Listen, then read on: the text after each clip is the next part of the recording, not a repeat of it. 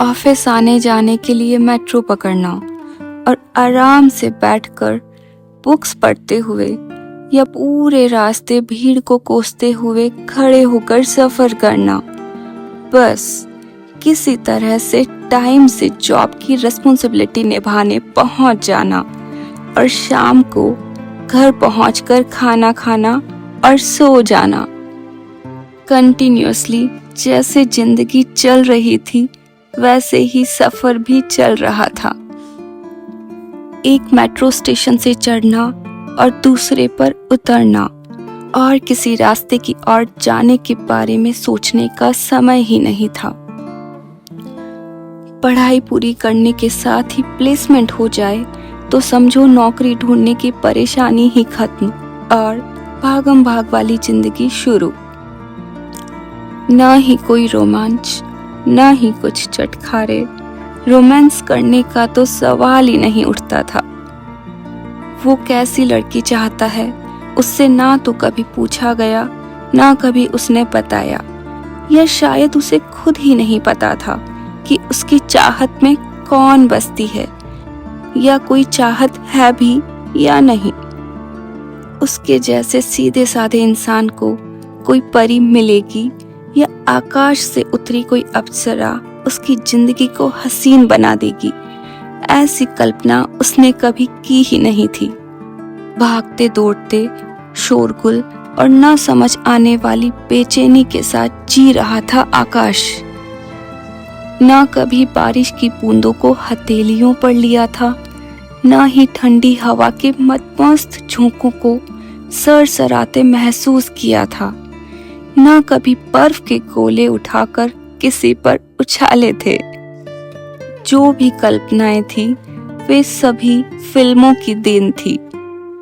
सस्ती नॉवेल्स में गर्म सांसों के उतार चढ़ाव को पढ़ बस मन बहलाता था। इससे ज्यादा उसे समझ नहीं थी प्यार की। थोड़ी ही देर में मेट्रो के डोर्स क्लोज होने की अनाउंसमेंट हुई। सीढ़ियों से भागती, हांफते हुए अपनी सांसों को कंट्रोल करने की कोशिश करती वह दौड़ी चली आ रही थी। डोर्स क्लोज होने ही वाली थी। आकाश मेट्रो की डोर के पास ही खड़ा था। पल भर में ही सब हो गया। शिवानी ने अपना बैग डोर्स के बीच में फंसा दिया और डोर्स खुल गई। शिवानी जल्दी से अंदर घुस गई। उसने जींस के ऊपर पर्पल कलर का शॉर्ट कुर्ता पहना हुआ था। कंधे पर मल्टी कलर का स्टॉल झूल रहा था। शिवानी सांवली रंगत में चांदनी सी चमक रही थी। कंधे तक कटे बाल, कानों में झूलते इयररिंग्स और बड़ा सा लेदर बैग। देर तक वो अपनी फूली हुई सांसों को संभालती रही। भीड़ इतनी थी कि सट कर खड़े रहने के अलावा और कोई ऑप्शन नहीं था। उसकी गर्म सांसें आकाश को छू रही थी। उसकी बाहों का टकराना, आकाश चाह रहा था कि अपने को थोड़ा समेट ले। उफ, पर उसका टच उसे बहुत सुकून दे रहा था। आकाश चाह रहा था, नहीं नहीं, यह सुकून उन सस्ती नॉवेल्स के छिछले जिस्मानी टकराव जैसा नहीं था। यह तो अंदर के ठंडे पड़े एहसासों को फिर से जीवंत करने जैसा था।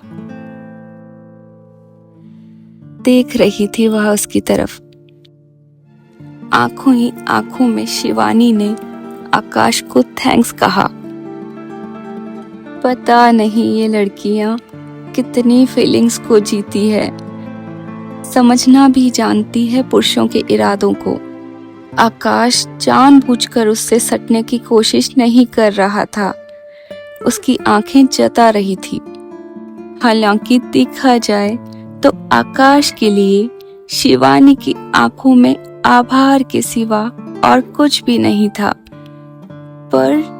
पर आकाश तो बह गया। शिवानी की तरफ से चाहे कुछ ना हो, लेकिन उसकी आंखों में सुरूर पैदा करने वाली एक मदहोशी थी, मानो बेहिसाब जाम उड़ेल दिए गए हों।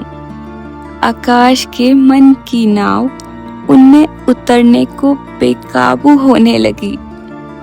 चेहरा, होठ, नैन नक्श सब साधारण थे, बस आंखों में पूरी एक दुनिया बसी हुई थी, सपनों की, खिलखिलाहटों की, जज्बातों की।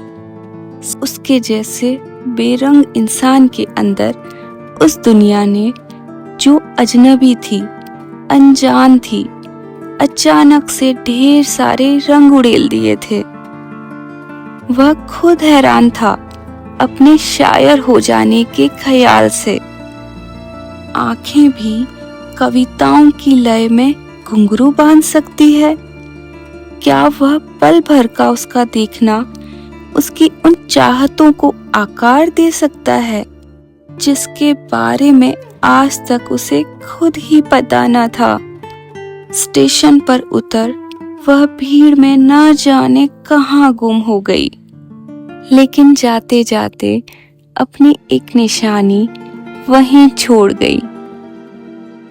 भीड़ की हलचल से न जाने कब शिवानी के बैग से उसकी डायरी वहीं गिर गई। इधर आकाश शिवानी के ख्यालों में डूबा ही रहा।